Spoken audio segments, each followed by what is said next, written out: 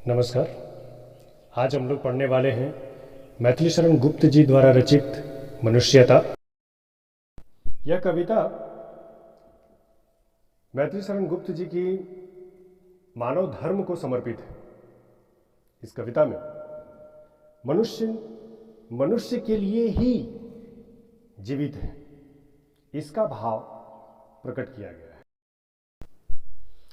पाठ में प्रवेश करने से पहले एक नज़र मैथिली शरण गुप्त जी के जीवनी पे डाल लें। इनका जन्म 1886 में झांसी के करीब चिरगांव जिले में हुआ था। इन्हें राष्ट्र कवि के रूप में जाना गया। इनकी शिक्षा दीक्षा घर पे ही हुई। भाषा बांग्ला, संस्कृत, अंग्रेजी और मराठी पर समान रूप से इनका अधिकार था। गुप्त जी को राम भक्त कवि भी कहा जाता है। इनकी कविताओं में भारतीय जनजीवन का चित्र दिखता है। अगर गुप्त जी की कविताओं के भाषा के बारे में हम लोग बातचीत करें तो इनकी भाषा विशुद्ध खड़ी बोली होती थी। कथा वस्तु भारतीय इतिहास के ऐसे अंशों से ली गई है जो भारत के अतीत का स्वर्ण चित्र पाठक के सामने उपस्थित करते हैं। इनकी कविताओं में राष्ट्र भावना चरम पर पहुंची। धार्मिक विश्वासों को आहत किए बिना कविता के भाव पक्ष को एक नए बोध से इन्होंने युक्त किया। साकेत, यशोधरा, जयद्रथ वध इनकी प्रमुख कविताओं में शुमार है। इस कविता के माध्यम से मैथिली शरण गुप्त जी मानव जीवन को यह संदेश देना चाहते हैं कि मनुष्य जो केवल अपने लिए जीता है वह मनुष्य नहीं है, बल्कि मनुष्य वह है जो दूसरों के लिए जीता है, औरों के लिए जीता है। वह मनुष्य है जो उदार प्रकृति का है। वह मनुष्य है जो मानव के प्रति, सभी जीवों के प्रति प्रेम रखता है, शांति रखता है। तो आइए विद्यार्थियों, शुरू करते हैं मानवता को समर्पित कविता मनुष्यता। विचार लो कि मरते हो न मृत्यु से डरो कभी, मरो परंतु यूं मरो कि याद जो करे सभी। हुई न यूं सु मृत्यु तो वृथा मरे, वृथा जिए मरा नहीं वही कि जो जिया न आपके लिए। वही पशु प्रवृत्ति है कि आप ही चरे, वही मनुष्य है कि जो मनुष्य के लिए मरे। इन पंक्तियों के माध्यम से कवि यह कहना चाहते हैं कि हे मनुष्य, तुम नश्वर हो, अर्थात तुम्हारी मृत्यु निश्चित है, इसलिए मृत्यु से कभी डरना नहीं चाहिए। लेकिन मरो, लेकिन ऐसा मरो जिससे कि सभी लोग आपको याद करें। हुई न यूं सु मृत्यु तो वृथा मरे, वृथा जिए, अर्थात यदि मृत्यु बिना किसी अर्थ का होता है तो उसकी मृत्यु बेकार जाती है, उसका जीना बेकार होता है। मरा नहीं वही कि जो जिया ना आपके लिए, अर्थात जो मनुष्य दूसरों के लिए जीता है वह कभी मृत्यु को प्राप्त नहीं होता है, वह जग में अमर हो जाता है। वही पशु प्रवृत्ति है कि आप ही चरे, वही मनुष्य है कि जो मनुष्य के लिए मरे, अर्थात जो मनुष्य केवल अपने लिए जीता है वह पशु के समान है, उसकी प्रवृत्ति पशु के समान है। क्योंकि जिस प्रकार पशु स्वयं के लिए केवल जीता है और स्वयं के लिए एक दिन मर जाता है, लेकिन मनुष्य वही मनुष्य होता है जो मनुष्य के लिए मरता है, मनुष्य के लिए अपना जीवन व्यतीत करता है। उसी उदार की कथा सरस्वती बखानती, उसी उदार से धरा कृतार्थ भाव मानती।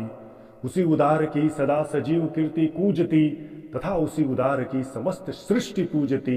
अखंड आत्मभाव जो असीम विश्व में भरे, वही मनुष्य है कि जो मनुष्य के लिए मरे। इन पंक्तियों के माध्यम से कवि कहना चाहते हैं कि सरस्वती भी उसी का गुण बखानती है जो व्यक्ति उदार होते हैं। ये धरा, पृथ्वी भी उसी के कृतार्थ मानती है जो उदार होते हैं। जो व्यक्ति उदार होते हैं उसी की कीर्ति पूरे विश्व में गूंजती है, समस्त सृष्टि उसी को पूजती है।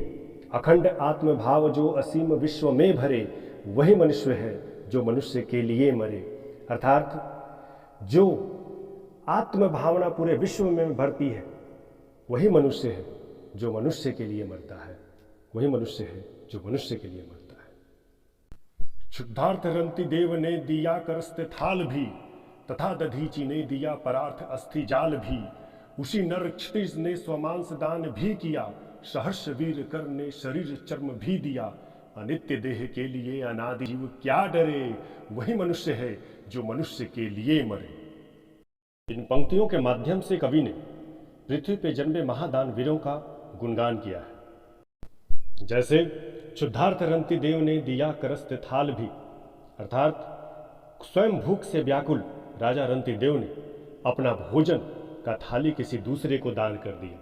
तथा दधीची ने दिया प्रार्थ अस्थि जाल भी, अर्थात ऋषि दधीची ने इंद्र के वज्र बनाने के लिए उन्होंने अपना अस्थि दान कर दिया। उसी नर क्षितिज ने स्वमांस दान भी किया, सहर्ष वीर कर ने शरीर चर्म भी दिया, अर्थात गंधार के राजा उसी नर ने एक कबूतर की भूख मिटाने के लिए भी अपना मांस दान कर दिया। वीर कर ने अपने शरीर का चर्म दे दिया। अनित्य देह के लिए अनादि जीव क्या डरे, वही मनुष्य है जो मनुष्य के लिए मरे, अर्थात मनुष्य इस नश्वर शरीर के लिए क्यों चिंता करता है। यह मानव जीवन जो अनादि काल से चलता आ रहा है, उसके लिए मनुष्य क्यों डरता है। वही मनुष्य है जो मनुष्य के लिए मरे। सहानुभूति चाहिए महाविभूति है यही, वशीकृता सदैव है बनी हुई स्वयं मही। विरुद्धवाद बुद्ध का दया प्रवाह में बहा, विनीत लोक वर्ग क्या न सामने झुका रहा। आहा वही उदार है परोपकार जो करे, वही मनुष्य है कि जो मनुष्य के लिए मरे। इन पंक्तियों के माध्यम से कवि कहना चाहते हैं कि दूसरों के प्रति सहानुभूति रखना, दुख में साथ देना मनुष्य की सबसे बड़ी पूंजी है। जो मनुष्य दूसरों के वश में रहता है, अर्थात जो जीवों के प्रति सेवा भाव रखता है, वही बड़ा होता है। भगवान बुद्ध का उदाहरण देते हुए कवि कहते हैं कि जब जनसाधारण उनके प्रति विरुद्ध थे, तब भी उन्होंने उनके प्रति दया भाव रखा और करुणावश उन्होंने कुप्रथाओं का विनम्रतापूर्वक विरोध किया। इसलिए कवि कहते हैं कि जो मनुष्य परोपकार करता है उसी का जीवन सार्थक है। केवल वही मनुष्य है जो मनुष्य के लिए मरता है। रहो न भूल के कभी मदांध तुच्छ वित्त में, सनाथ जान आपको करो न गर्व चित्त में। अनाथ कौन है यहाँ, त्रिलोकनाथ साथ है, दयालु दिन बंधु के बड़े विशाल हाथ है। अति भाग्यहीन है अधीर भाव जो करे, वही मनुष्य है जो मनुष्य के लिए मरे।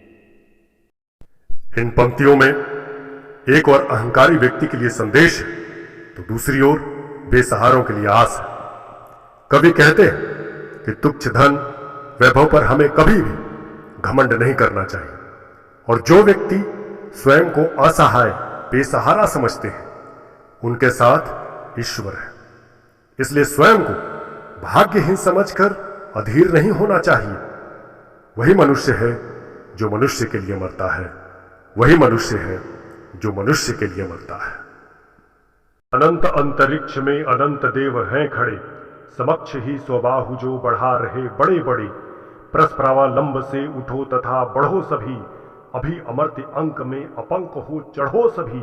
रहो न यूं की एक से न काम और का सरे, वही मनुष्य है कि जो मनुष्य के लिए मरे, वही मनुष्य है कि जो मनुष्य के लिए मरे।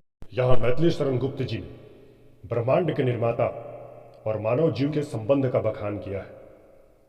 वे कहते हैं कि इस अनंत ब्रह्मांड के रचयिता, जिन्हें मानव अलग अलग नामों से जानते हैं, कोई हाथ जोड़कर तो कोई हाथ खोलकर जिन्हें लोग याद करते हैं, वह आपके लिए अर्थात मानव के लिए सदा अपनी भुजाएं फैलाए सहायता के लिए तत्पर है।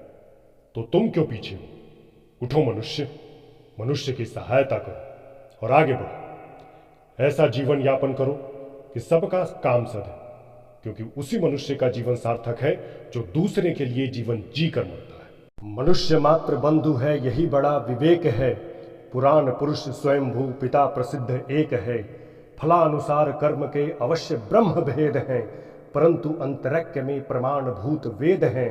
अनर्थ है कि बंधु ही न बंधु की व्यथा हरे, वही मनुष्य है कि जो मनुष्य के लिए मरे। यहाँ कवि ने मानव जाति से यह कहा है कि हम सभी लोग एक दूसरे को भाई बंधु की तरह समझें। यही सबसे बड़ा ज्ञान है, क्योंकि हम सभी आदि पुरुष अर्थात ईश्वर की संतान हैं। यह सत्य है कि सभी को अपने कर्म के अनुसार फल मिलता है, किंतु सभी के अंतःकरण में ईश्वर विद्यमान है। यह पाप होगा यदि भाई ही भाई का पीड़ा न हरे, क्योंकि वही मनुष्य है जो मनुष्य के लिए मरे। चलो अभिष्ट मार्ग में सहर्ष खेलते हुए, विपत्ति विघ्न जो पड़े उन्हें ढकेलते हुए। घटे न हेल मेल हाँ, बढ़े न भिन्नता कभी, अतर्क एक पंथ के सतर्क पंथ हो सभी। तभी समर्थ भाव है कि तारता हुआ तरे, वही मनुष्य है जो मनुष्य के लिए मरे। अंत में कवि कहते हैं, तुम अपने इच्छित मार्ग पर बढ़ते रहो, उन्हें हटाकर आगे बढ़ो। हमारे बीच में कभी हेल मेल ना घटे और ना ही कोई भेद हो, क्योंकि यात्रा सफल उसी का होता है जो अपने सामर्थ्य अनुसार दूसरों की भलाई करता हुआ आगे बढ़ता है। और वही मनुष्य है जो मनुष्य के लिए मरता है, वही मनुष्य है जो मनुष्य के लिए मरता है।